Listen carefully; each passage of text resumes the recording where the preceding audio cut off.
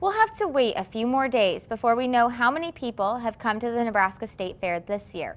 Last year, that number was near 315,000. But as NTV's Sara Kirkley found out, it takes more than fairgoers for Grand Island to see a financial benefit. For a decade now, hundreds of thousands of people have been coming here to Grand Island every year for the Nebraska State Fair. But is it paying off for its host? The consensus from people we talked to is yes.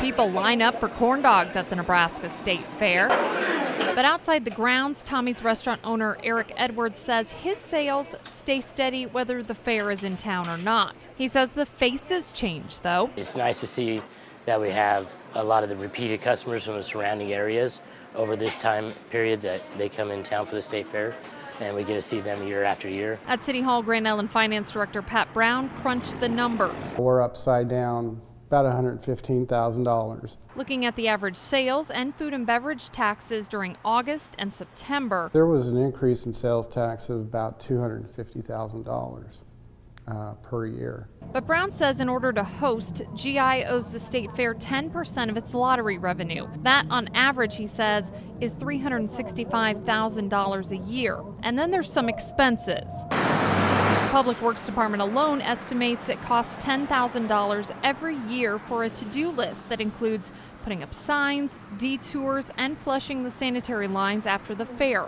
But Brown says the fair isn't a financial drain. During the other 30 weeks of the year, State Fair had, built those facilities out there, and we get a lot of people use those facilities, and they come to town and they go to restaurants and spend their money here. So, we think that, we're on the positive side there.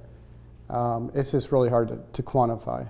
Frontline economic impacts from a guest, obviously the hotel, it starts there, but they're going to eat, they're going to go find some shopping, maybe they're going to do some activities, they might go to Spring City or they might go to Stewart Museum.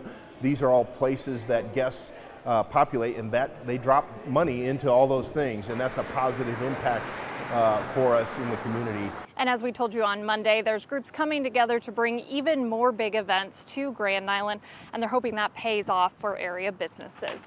Reporting here in Grand Island, Sara Kirkley, NTV News.